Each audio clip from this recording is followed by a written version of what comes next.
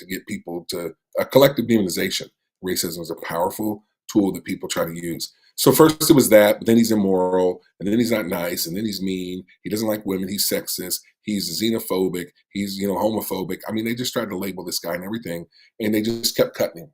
This death by 1,000 cuts, and people just started to believe he eats too much ice cream.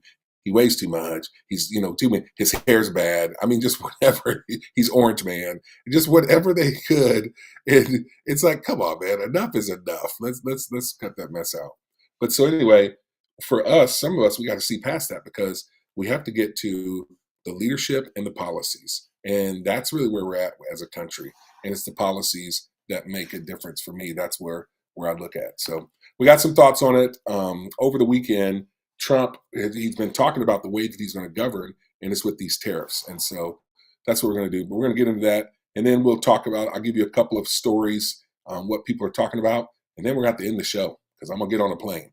But let's get it started. I'm going to go into my first story, and then I'll introduce my special guest. My special guest has arrived on set, and when I say on set, that means that my special guest just made her way back into the hotel room. So let's go ahead and get it popping with our opening segment, friends, with What's the Big Deal? What's the big deal? Opening news story.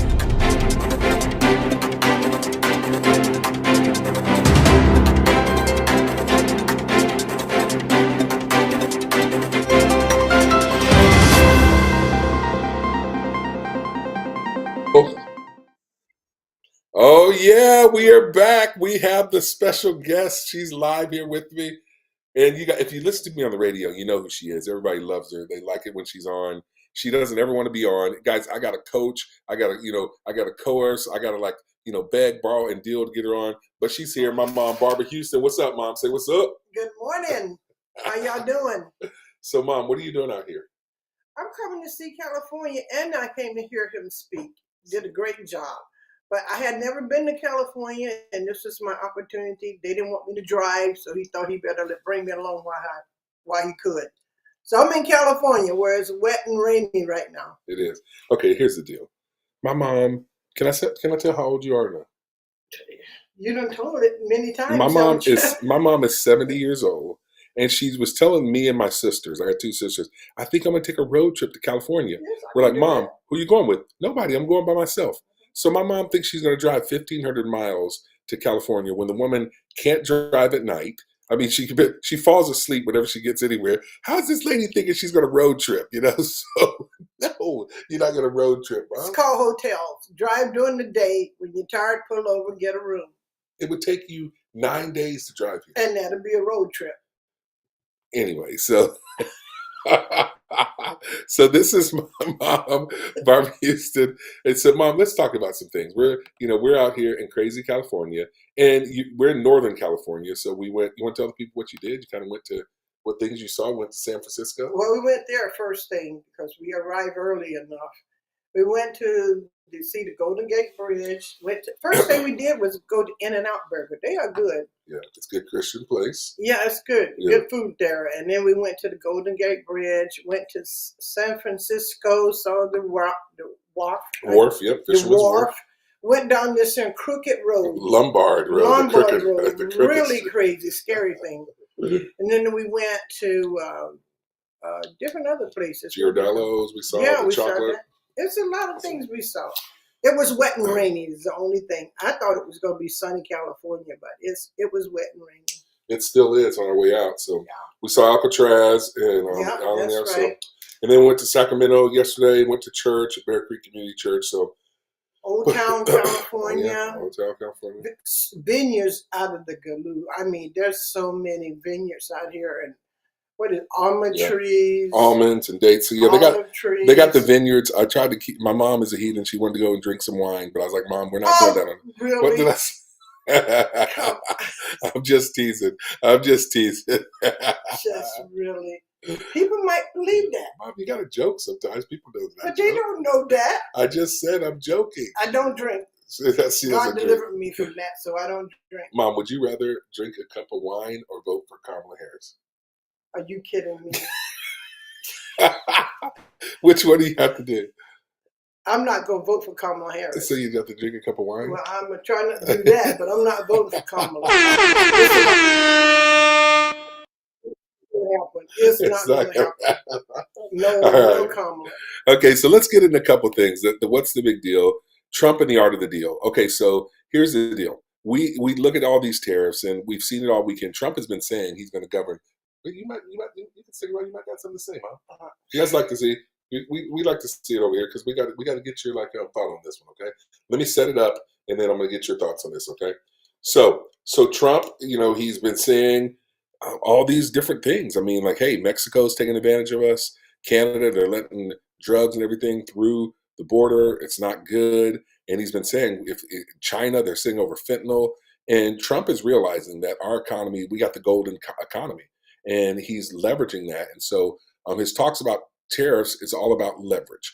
He realizes that these countries need us more than we need them. So, for example, let's talk about this. Mexico, they 35% of their GDP to the United States. That's like all the things that are produced in their country. 35% of it comes and it's sold in the United States. Canada, 22% of everything, their GDP, gross domestic products, it's sold in the United States. Those countries need us. 35%, everything Mexico makes comes from, it goes in the United States. 22%, everything Canada makes comes to the United States. So basically, that's a lot. They're selling to our U.S. consumers. Now, on the flip side of that, only about 1.2% of everything that the United States makes goes into Mexico, and 1.5% goes to Canada. So, who's going to win this tariff war? Who's going to play the game? They need us, and Trump knows this. Mom, when you talk about Trump and all these tariffs and stuff, were you scared that your prices were going to go up and everything? Absolutely not. I wasn't scared. I just think that he's being smart. He knows the deals and stuff, and he knows that these countries have been taking advantage of us, and he's willing to do something about it. A lot of them hadn't been willing to do something about it. I believe they knew, but they wasn't willing to do what they needed to do to correct the problem. That's the thing. And I mean, you're absolutely right. We know we're going to take advantage of President Biden. They all know. They all knew it, but they weren't willing to do what it takes to correct it. So now, and I'm going to let you last question over here because Mom's she's itching to go and get ready and get her coffee and all that stuff. But so you trust President Trump? I really do. I really trust him. I see God's hand on him, and I know I've been praying that God would just use him, put people in places and give them an assignment that they need to be in. I just trust him, and I think the American people do too. That's why they elected him. The popular vote overwhelmingly, they trust him. We don't trust the government that was in there before, but we do trust this man. We think he knows what he's talking about, and they respect him. And I think he'll get her done. She said, get her done. High five, Bob. Get her done. So that was easy. Welcome to Frontline Faith with Alex Bryant and Barbara Houston. So thanks for coming on the show today. Okay, so here's the deal. I'm going to keep breaking this down.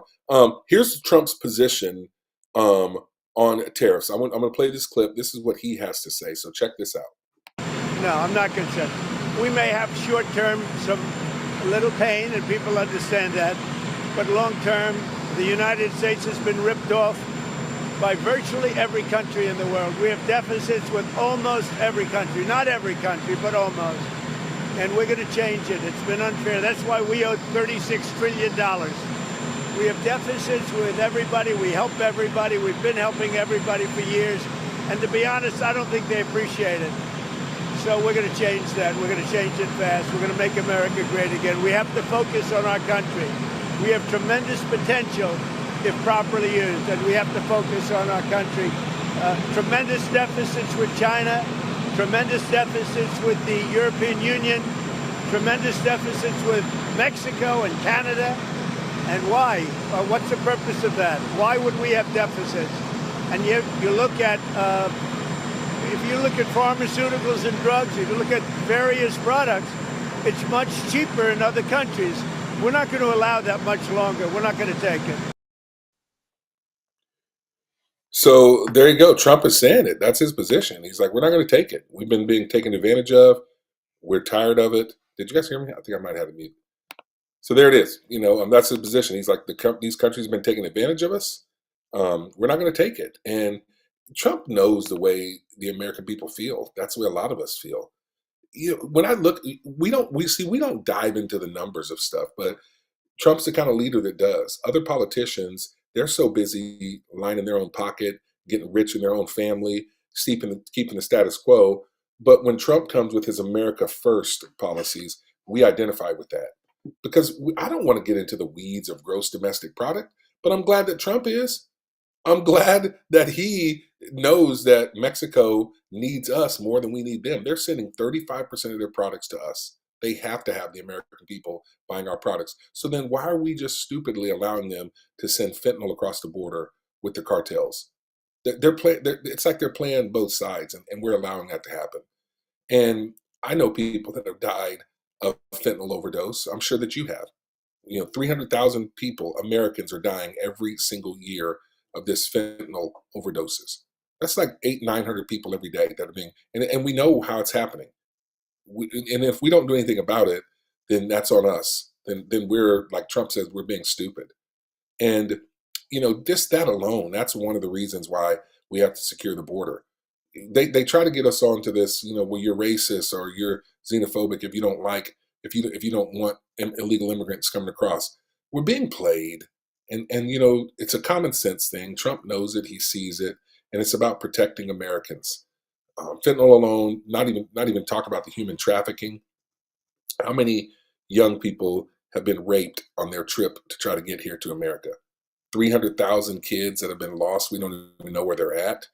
This is human stuff here, and this is the real serious deal about it. And so Trump's trying to fix problems, and sometimes when you fix problems, the process doesn't always seem like it's going to be fun, or it might be a little bit tough.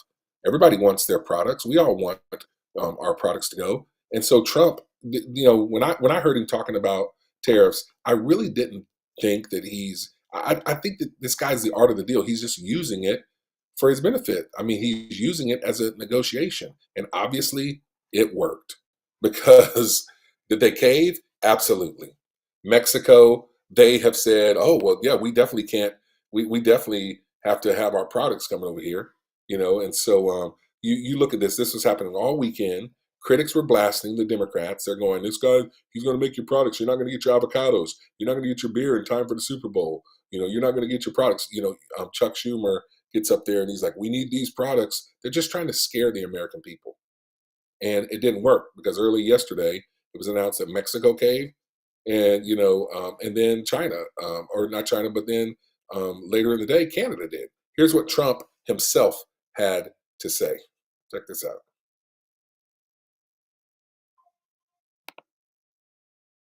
Out of the tariffs after you struck a deal with Mexico? Well, nobody's out with Mexico. We had a great talk with Mexico, and we had President Sheinbaum is a woman. I like her very much. We've had good relationships, but we have to stop fentanyl from coming in, whether I like somebody or not, and we have to stop the illegal aliens from coming in. I think we've lost 200,000 people on average a year for many years, much higher than the 100,000, could be even closer to 300,000. And they've agreed to put in 10,000 soldiers permanently, like forever, 10,000 soldiers at their side of the border and stop fentanyl and illegal aliens from coming into our country. They have a big incentive to do. Other than that, we've agreed to talk and consider various other things. We haven't agreed on tariffs yet, and maybe we will, maybe we won't. But we have a very good relationship. I also spoke with Prime Minister Trudeau of Canada, and we had a good talk in the morning, but I did ask him a couple of questions, like, banks aren't allowed to do business in Canada. Canada is very tough. Canada is very, we're not treated well by Canada, and we have to be treated well. I mean, the guy's saying it. I mean, he's just calmly, matter-of-factly, he's looking out for us, and that's what you need in a leader. It's America first, and that's what we want. We got to have our president standing up for us and saying, no, this isn't the way that it's supposed to be. And my goal is just to see, I mean, first of all, let's just wait and trust the process. We do that with our leaders. The guy had a plan. He identified the problem. He wants to fix the massive problem, which is we have too much drugs coming across our border. We know that the cartels are playing a part in it. We know that Mexico is complicit. We know that China is sending the fentanyl to try to poison our young military age fighting men and women. Those are the ones dying. 100, 200, 300,000 of our Americans are dying every year. We know that we have an open border. These things aren't right, and so we got to fix them. And so let's calm down. Let's trust the process. Let's let the guy work. We got to let Trump cook. Let the brother cook. And so the results are amazing because even his critics, by the end of the beginning of the week, Friday, Saturday, Sunday, you watch all the political shows. They're going, yeah, how's it going to work out for you? Tariffs are coming 24 hours away. And then all of a sudden, right before it happens, Mexico's like, wait a minute, hold on. We don't need these tariffs. This is what we're willing to do. We'll send 10,000 troops to our southern border. So we'll stop the people from coming into Mexico. That's what Trump wanted in the first place. The last time under his last presidency, they sent 8,000 troops. This time they said, hey, we'll send 10,000 troops. We'll stop them from coming through the southern border so that they won't go into Mexico or come into the United States illegally. Canada, the same thing. Canada's like, okay, hold on. We don't need these tariffs because we still need to send 22% of our products to you. So they're going to send 10,000 military troops to the northern border. People don't realize this. A lot of the terrorist people that are coming in to the United States, since we got these open borders, they're starting to come in through Canada, and we know that the numbers show that. And so Canada's also pledged $1.3 billion for border security. They're going to appoint a fentanyl czar because they know we're getting it here. They're developing a strike force, and then they're giving $200 million in intelligence directives. So Canada's putting their own money, their own resources to helping us protect our border. Why? Because they want to ship 22% of their products to our country. That's called leverage, and Trump knows how to play the game. And whether you like him or not, that's the art of the deal. That is the art of the deal right there. So by the middle of Monday, let me give you this update. Here's where we stand. Play this clip. The president's threats of economic punishment for neighbors he did not think respected American borders enough worked. There are not going to be any new tariffs on Canada or Mexico for at least another 30 days. China is a different story. I don't know anything about a comeback, but they tell me it's very exciting. By sending 10,000 Mexican troops to the U.S. border, Mexico's president delayed tariffs by a month. Canada's prime minister says they're implementing our $1.3 billion border plan, sending nearly 10,000 frontline personnel to the northern border, appointing a fentanyl czar, and so proposed tariffs will be paused for at least 30 days. That announcement came after the second Trump-Trudeau call of the day. Canada's very tough. 43 pounds of fentanyl was seized at the northern border last year, a fraction of the 20,000 pounds seized at the southern border. This is not a trade war. This is a drug war. The tariffs on Mexico and Canada are just paused. In a month, if they are imposed, Democrats warn prices could go up. It's going to affect beer, okay? It's going to affect your guac. The president's team argues that's not as important as stopping fentanyl components. Anybody who's talking about inflation right now is dishonoring the men and women and children who have died at the hands of Chinese, Mexican, Canadian fentanyl coming across our borders. And that'll be subject of a White House Beijing call within 24 hours about planned tariffs on China that will start at 10%. China hopefully is going to stop sending us fentanyl. And if they're not, the tariffs are going to go substantially higher. What I think is sad is Chuck Schumer, one of the Democrat leaders, is up there going, hey, you don't want these tariffs because you're not going to be able to get drunk, beer, and guacamole. But what are they doing to try to stop the fentanyl? See, that's the thing. It's like, this is real life. People are dying. We can't get sidetracked on the little peripheral stuff. And, man, it's sad. And I'm just glad that, Trump is got his eye on the real prize. And he's winning. And he said, you're going to get tired of winning. So, are you tired of winning? Because here's the scoreboard so far. In just 2 weeks of the brothers' presidency, Mexico caved. They're going to secure their southern border to help us secure our southern border. Panama, I don't know if you saw this, they're caving because remember, Trump's like, hey, we need the Panama Canal back. China's doing it. So they're saying, well, we're going to cancel, the agreement that we had with them, the memorandum of understanding, because they were letting China control that port, the Panama Canal. Colombia, they've caved. You remember that when Trump said, hey, we're sending your people back. And they said, no, we're not taking them. And then Trump's like, oh, yeah, you're not taking them? Tariffs for you. And then the next thing you know, they tweet out, oh, we're going to send the presidential plane to pick up those people. We'd be happy to take our criminals back, President Trump. Venezuela caved. Remember, I don't know if you know this or not, but 500 to 600,000 Venezuelans have come into the United States in the last 4 years under President Joe Biden. And a lot of them are from the drugs. They literally just open up their drugs, or no, a lot of them are from the jails. They literally open up their jails and they just send these criminals over here. That's terrible. And they weren't going to take them back. The Biden administration had an understanding where we'd resettle Venezuelans and we wouldn't deport them and send them back. Well, Trump sent Rick Grinnell down there, which Rick Grinnell, by the way, he's a local Springfield Evangel guy. He graduated from Evangel University and then went on to Harvard. But he went down there, and now all of a sudden Venezuela's like, hey, we got some prisoners that you guys might want to take here. As good faith, we'll give you these 6 prisoners, and then, yeah, we'll go ahead and take our prisoners back. They're caving because people need the golden economy.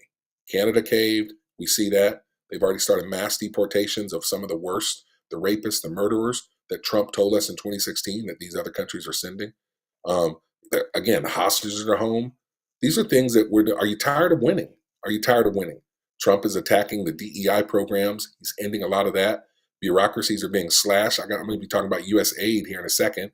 People don't like that because it's like, well, as soon as they're starting to save your taxpayer dollars, other people are starting to go, yeah, but what about this Head Start or this charity over here might lose their funding. And you know what? I hope good charities and good aid money is not going to be cut. But in the meantime, you got to stop it somewhere. It's like this. When you, in your house or in my house, when we say, hey, listen, we're putting a budget freeze on. We got a budget freeze. We're stopping everything. We're not going to be putting out more money. And we got 5 kids. So when I say something like that, all of a sudden it's like, wait, well, what about this expense? What about that expense? I'm like, well, we're going to evaluate everything. But for now, no, we're going to stop it right now. That's a wise thing to do. And that's what Trump's doing. That's what this Doge is. We know that our government's too big. Our government's taking too much of your money and my money, our tax dollars. And Trump is saying, we want to evaluate that. We want to shrink government. We want to get rid of the waste, the fraud, and the abuse, because there's a lot of that. And don't let other people try to scare you into, oh, they're cutting this program, they're cutting that program. Some things are going to be evaluated. But I trust and believe that at the end of the day, we'll get it all right. The good aid's going to go out. The good grants are going to be given. But for now, I'm tired of all this stuff. So you look at the purge and the FBI, it's underway.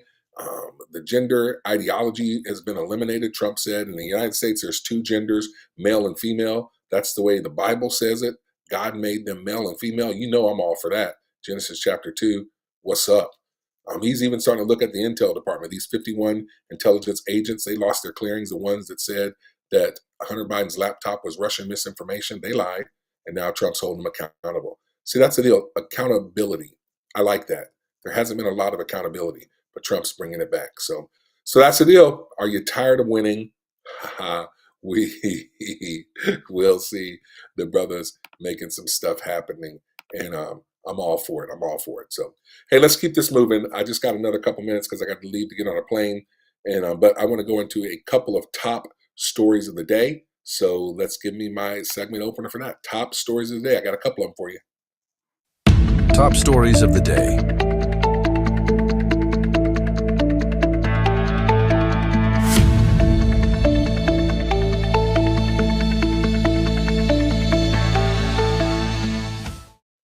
All right, top stories of the day.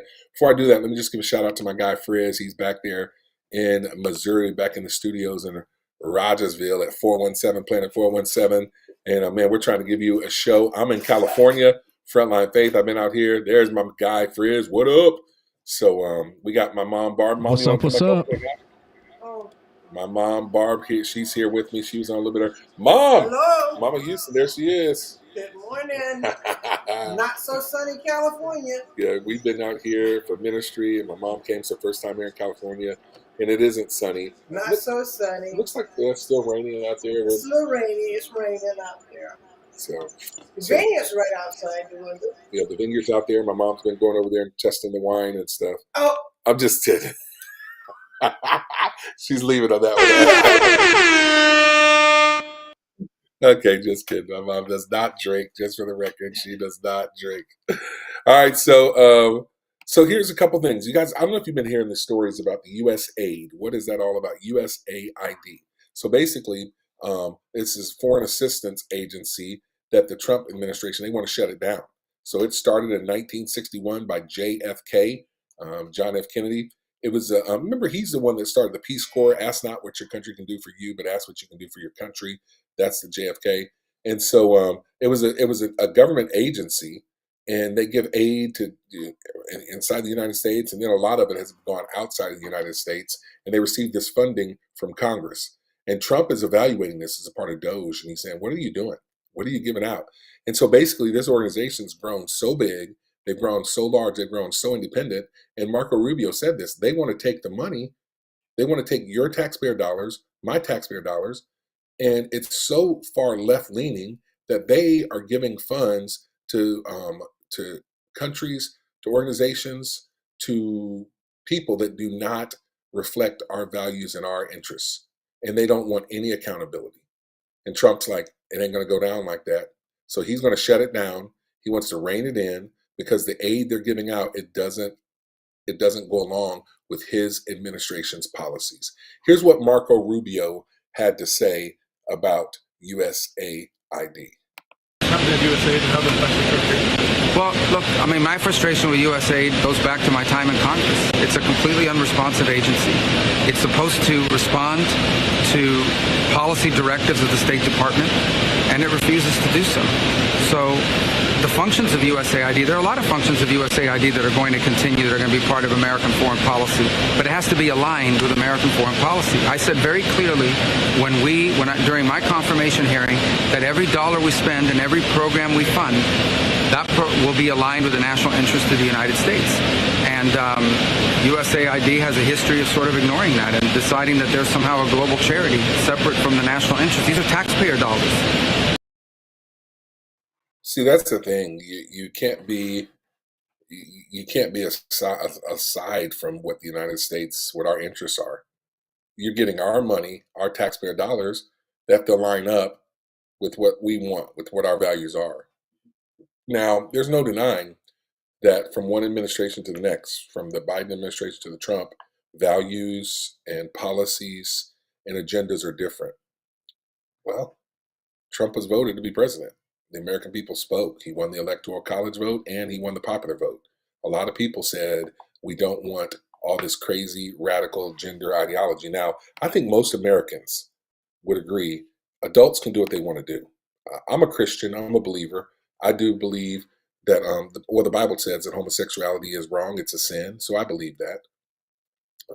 But so is sex outside of marriage. That's a sin as well. Heterosexual sex that's not within the confines of marriage.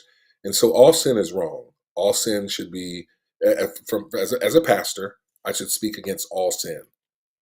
That's the way it is. Now, God has set it up, though, free for you and I to have free will. And in America, people can live how they want to live. I wish that America and all Americans lived according to the values in the Bible. I wish that everyone held the Bible as the ultimate source of truth like I do, but a lot of people don't. And you know what? There's freedom to do that in America. That's just the way it is. So I agree that adults can do what adults want to do. If somebody wants to be gay, lesbian, bisexual, transgender, you're an adult, you do you.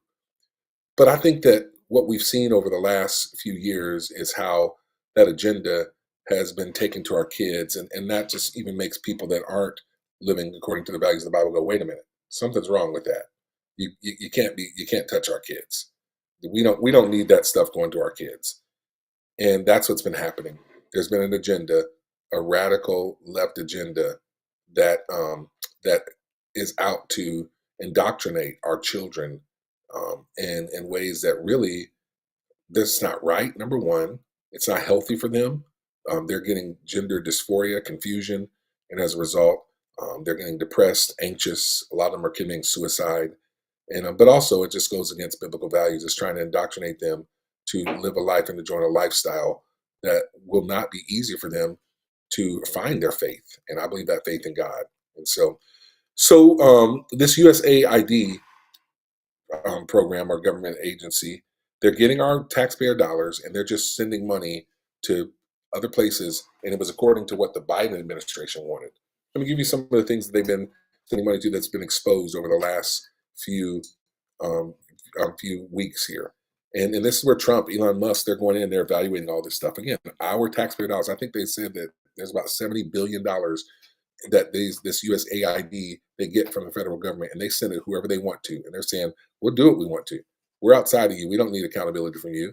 And Marco Rubio's going, but wait, you're getting money from us. Well, we don't have to be accountable to you. Nah, bro, it doesn't roll like that. So they've spent $55 million to boost tourism in Egypt and Tunisia. That's what USAID did. They spent 56 million of our American taxpayer dollars to try to get more tourists to go to Egypt and Tunisia. Why? They sent 40 million to build schools in Jordan. I mean, I want to help other countries, but dang, we need stuff here in the United States. Here's another one. They spent 20 million to bring Sesame Street to Iraq. Big Bird, we're spending 20 million of our U.S. taxpayer dollars to make sure that they get Sesame Street in Iraq.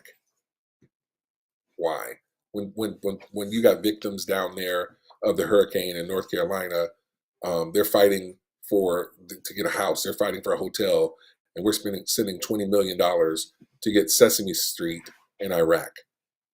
Here's another crazy one. They sent 11 million to tell Vietnamese people to stop burning their trash. Why? Well, because those fumes are not good for the environment, global warming. So let's spend $11 million to tell the Vietnamese people stop burning your trash.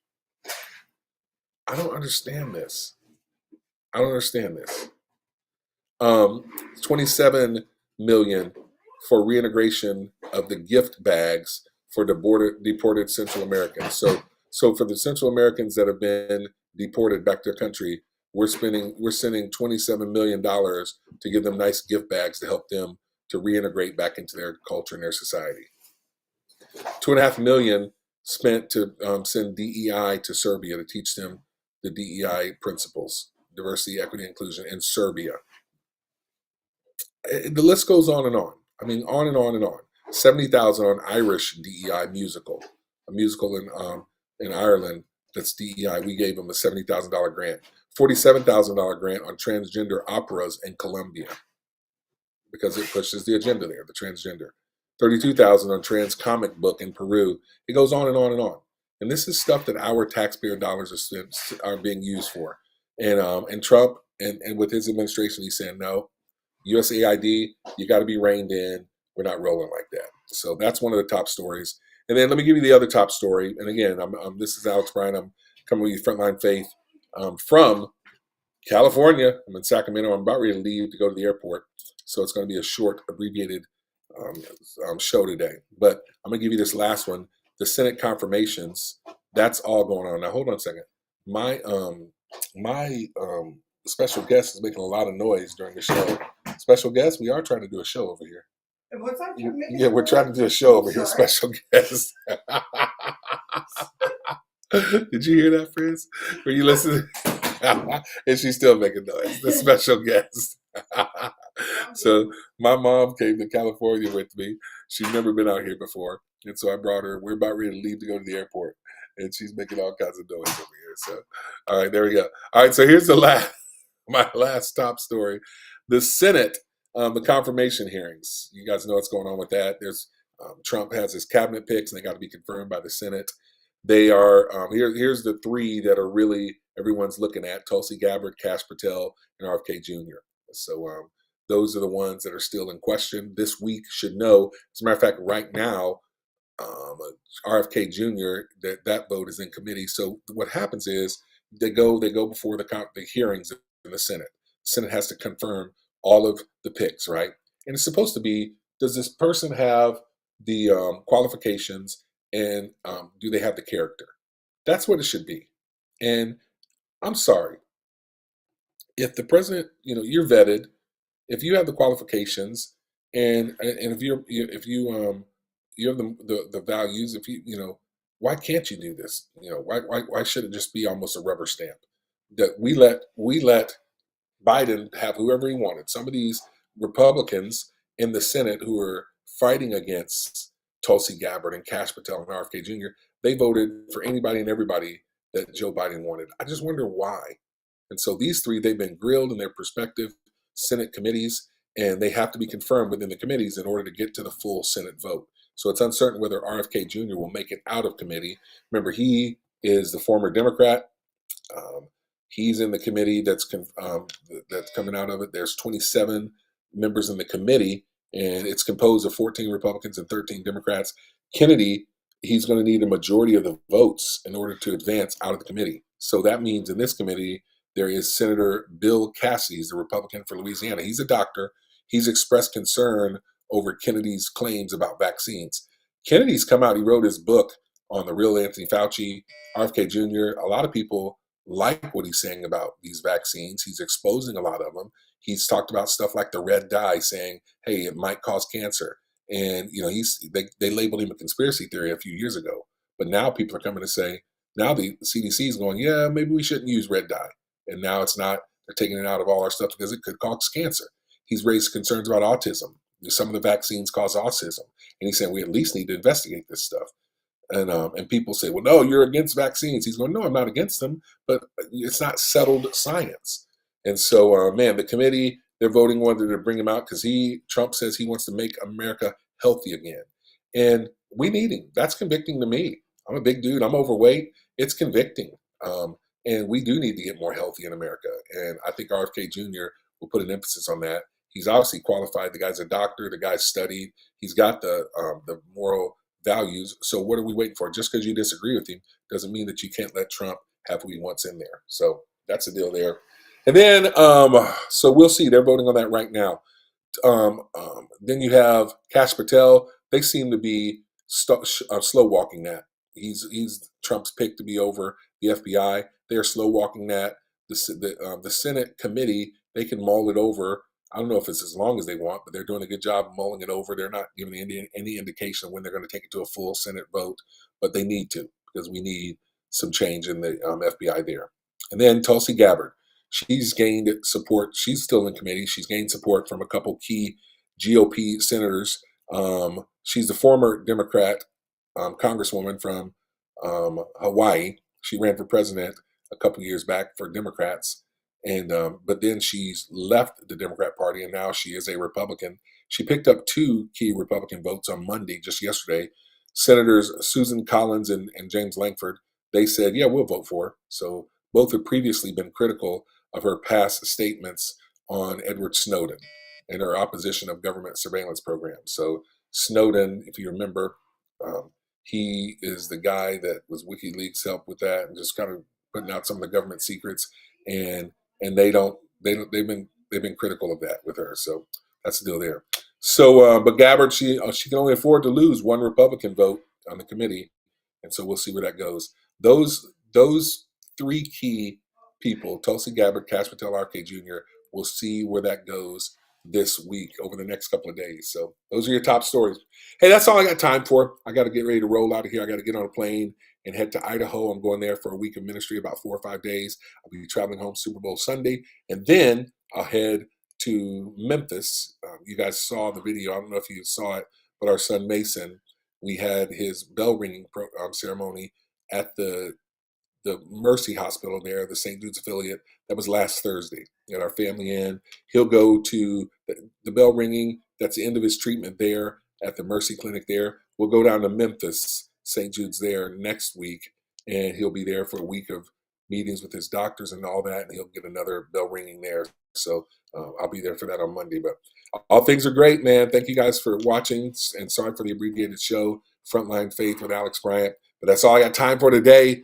Frizz, thanks for what you do. Thanks for keeping it real there. Back in Missouri, we'll be back with Thursday with another show, Frontline Faith with Alex Bryant. Next week, I'll be back in the studio. And that's all I got. Until next time, I'm out. Word.